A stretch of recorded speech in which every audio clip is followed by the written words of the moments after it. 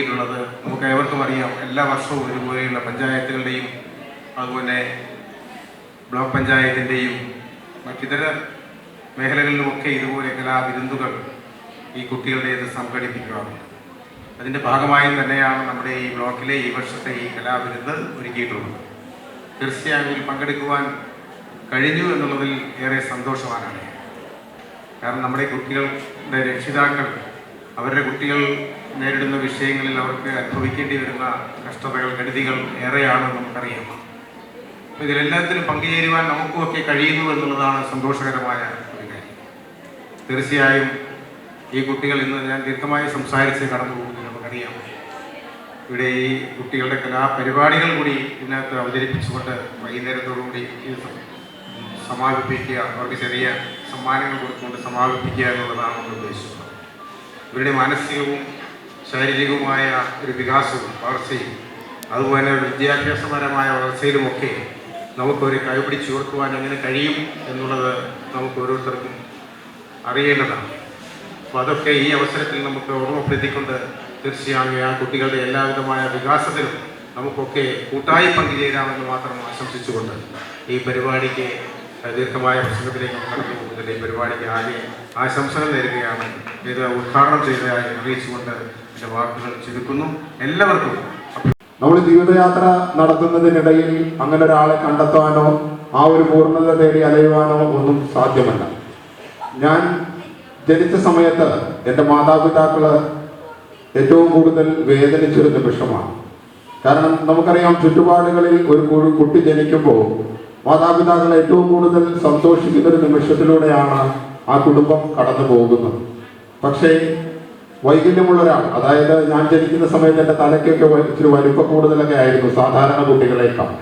Doctor ഇത് മനസ്സിലാക്കിക്കൊണ്ട് എൻ്റെ അച്ഛനെ ഈ വിവരം അറിയിക്കുകയും ഈ വിവരം അമ്മയിലേക്ക് കൂടി എത്തിക്കഴിഞ്ഞപ്പോൾ ഒരു കുട്ടി ജനിച്ചു എന്ന സന്തോഷത്തിനപ്പുറം വളരെ വേദനകൾ ആ മനസ്സിൻ്റെ ഉള്ളിലേക്ക് കടത്തിവിട്ടിട്ടാണ് ഈശ്വരൻ ആ നിമിഷങ്ങൾ കടത്തിക്കൊണ്ട് പോയത്. പക്ഷേ മുന്നോട്ട് പോകുന്നതിനിടയിൽ ജീവിതത്തിൻ്റെ ഓരോ സമയങ്ങൾ കടക്കുമ്പോൾ എന്നെ പഠിക്കാൻ ചേർക്കേണ്ട ഒരു സമയം ഇന്ന് എത്തിച്ചേർന്നു. അമ്മയുടെയും അച്ഛൻ്റെയും ദുഃഖവും വേദനകളുമൊക്കെ ഇരട്ടിയായി മാറി. കാരണം ഞാൻ എങ്ങനെ സ്കൂളിലേക്ക് പോകും, എന്നെ എങ്ങനെ സ്കൂളിലേക്ക് അയക്കും, സാധാരണ കുട്ടികൾക്കൊപ്പം എങ്ങനെ പഠിക്കാൻ ആക്കും എന്നുള്ളൊരു പേടിയൊക്കെ അച്ഛൻ്റെ അമ്മയുടെ മനസ്സിലുണ്ടായിരുന്നു. അപ്പോഴാണ് തൊട്ടടുത്ത വീട്ടിലെ ഒരു ചേട്ടൻ എന്നെ എല്ലായിടത്തും കൊണ്ടുപോവുകയും എന്നെ ചേർത്ത് പിടിക്കുകയൊക്കെ ചെയ്യുന്നത്. 1-ാം ക്ലാസ്സിൽ ചേർക്കുന്ന സമയത്ത് ഒരു അലൂമിനിയത്തിൻ്റെ പെട്ടി എനിക്ക് വാങ്ങിച്ചു തന്നു. ജീവിതത്തിലെ ആദ്യത്തെ പ്രതിസന്ധി. ആ പെട്ടിയും പിടിച്ചുകൊണ്ട് എങ്ങനെയാണ് സ്കൂളിലേക്ക് പോവുക എന്നുള്ള ഒരു ഓർമ്മയൊന്നും അച്ഛൻ ആദ്യം ഉണ്ടായില്ല. പക്ഷേ വേറെ മാർഗമില്ല, അന്ന് ആ പെട്ടിയെ ഉണ്ടായിരുന്നുള്ളൂ. അത് കൈകളിൽ പിടിച്ചുകൊണ്ട് പോകാൻ എങ്ങനെ ഇറങ്ങുമെന്ന് വിചാരിച്ച് നിൽക്കുന്ന സമയത്താണ് തൊട്ടടുത്ത വീട്ടിലെ ചേട്ടൻ വന്നിട്ട് പറഞ്ഞത്, വിപിനെ ഞങ്ങൾ കൊണ്ടുപോയിക്കോളാം. അങ്ങനെ എന്നെയും ഈ പെട്ടിയുമൊക്കെ ആയിട്ട് ചേട്ടൻ സ്കൂളിലേക്ക് കടന്നു പോകും. ഞാൻ പഠിച്ചിരുന്ന സമയത്ത് പൊക്കം കുറഞ്ഞ ഒരേ ഒരാൾ ഞാൻ മാത്രമായിരുന്നു 10-ാം ക്ലാസ് വരെ പഠിക്കുമ്പോൾ. വൈകല്യമുള്ള ഒരു കുട്ടി മണപ്പുറം സെന്റ് തെരേസ സ്കൂളിൻ്റെ വരാന്തയിലൂടെ നടന്നു നീങ്ങുന്ന ഒരേ ഒരാൾ ഞാൻ മാത്രമാണ്.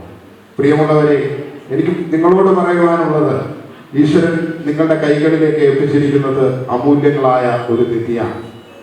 നമ്മൾ എങ്ങനെ അതിനെ കാത്തു സൂക്ഷിക്കുന്നുവോ, എങ്ങനെ അതിനെ നമ്മൾ ചേർത്ത് പിടിക്കുന്നുവോ, അതിനനുസരിച്ചിരിക്കും അവരുടെ വളർച്ചയും മാറ്റങ്ങളും സംഭവിക്കുന്നത്.